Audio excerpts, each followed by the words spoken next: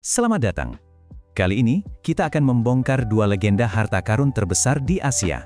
Ini adalah kisah tentang emas yang hilang, konspirasi tingkat global, dan bagaimana kebenaran seringkali terkubur begitu dalam di bawah lapisan mitos. Jadi pertanyaannya begini, mungkinkah ada harta karun peninggalan Perang Dunia Kedua atau rekening super rahasia yang kalau terungkap bisa mengubah total cara kita memandang sejarah?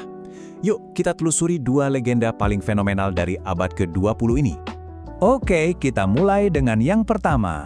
Legenda harta karun Jenderal Yamashita. Bayangin, 6.000 ton emas. Konon, ini adalah hasil jarahan perang yang disembunyikan dan sampai sekarang masih jadi misteri. Tapi tunggu dulu, itu belum ada apa-apanya. Ada mitos yang skalanya jauh lebih gila lagi, yang menyebutkan kalau Presiden pertama Indonesia, Soekarno, mengendalikan 57.000 ton emas, jumlah yang luar biasa. Oke, kita bedah satu persatu ya. Kita mulai dari yang pertama, legenda emas Jenderal Yamashita. Gimana sih ceritanya sebuah mitos tentang kekayaan seorang jenderal ini bisa bertahan puluhan tahun lamanya? Jadi, di pusat cerita ini ada satu nama, Kin no Yuri, atau bunga bakung emas. Katanya sih, ini adalah organisasi super rahasia yang dipimpin langsung oleh kerabat kaisar. Misinya cuma satu, keruk semua kekayaan di Asia Tenggara. Nah, coba kita lihat timeline-nya. Yang menarik di sini adalah gimana situasi perang yang makin genting itu justru yang melahirkan misteri ini. Waktu Jepang sudah diambang kekalahan, membawa pulang harta jarahan itu udah nggak mungkin. Jadi pilihan satu-satunya adalah menyembunyikannya. Dan seperti legenda harta karun lainnya, pasti ada kisah tragisnya. Kenalkan, Rogelio Roxas. Dia ini pemburu harta karun yang sialnya beneran menemukan sesuatu. Tapi bukannya dapat untung, penemuannya itu malah jadi malapetaka yang berujung pada kematiannya yang sangat misterius. Oke, kalau tadi kita bicara soal harta rampasan perang, sekarang kita pindah ke mitos yang levelnya jauh lebih kompleks lagi. Sebuah mitos yang bahkan terikat erat dengan berdirinya sebuah bangsa. Dalam mitos ini, posisi Soekarno itu bukan lagi sekedar seorang pemimpin politik. Beliau digambarkan sebagai semacam penjaga brankas rahasia dunia, pemegang kunci kekayaan global. Sebuah narasi yang kedengarannya dahsyat banget kan? Nah, bukti utama dari seluruh teori konspirasi ini adalah satu dokumen sakti, Green Hilton Memorial Agreement. Katanya, disinilah Soekarno meminjamkan emas ke Presiden Kennedy. Pertanyaannya, dokumen ini beneran ada atau cuma karangan? Oke, sekarang saatnya kita jadi detektif. Kita harus pisahkan mana yang cuma dongeng dan mana yang beneran fakta.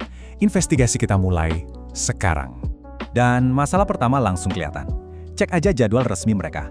Di tanggal yang katanya mereka ketemu di Jenewa itu, ternyata Presiden Kennedy lagi di Washington, sementara Presiden Soekarno ada di Jakarta. Jauh banget kan?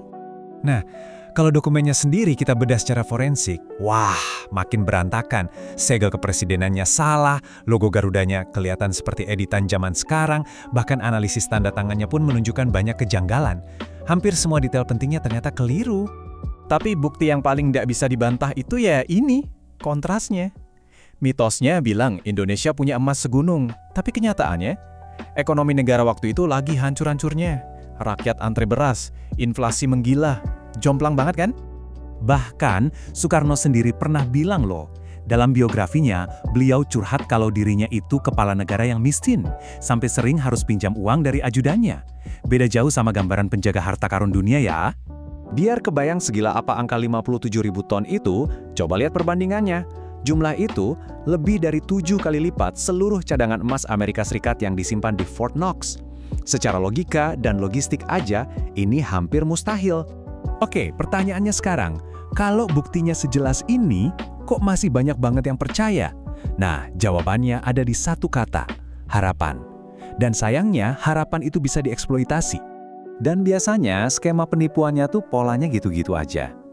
Pertama, mereka cari orang yang lagi butuh dan kasih janji manis soal kekayaan.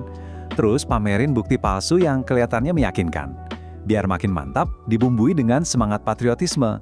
Ujung-ujungnya, minta biaya administrasi buat mencairkan harta yang sebetulnya nggak pernah ada. Oke, kita sudah bongkar semua faktanya. Jadi, apa dong harta karun yang sebenarnya? Di bagian akhir ini kita akan lihat apa warisan sejati di balik semua mitos emas ini. Udah jelas ya, bukti-bukti menunjukkan kalau harta karun Yamashita dan Soekarno itu cuma mitos yang sangat kuat, bukan emas batangan yang nyata. Warisan mereka yang sesungguhnya itu bukanlah sesuatu yang bisa kita simpan di dalam brankas. Dan ini membawa kita ke pertanyaan terakhir untuk direnungkan. Mana yang sebetulnya lebih berharga buat kita? Sebuah mitos yang indah dan menenangkan untuk didengar, atau sebuah kebenaran yang mungkin jauh lebih rumit dan tidak sesederhana itu?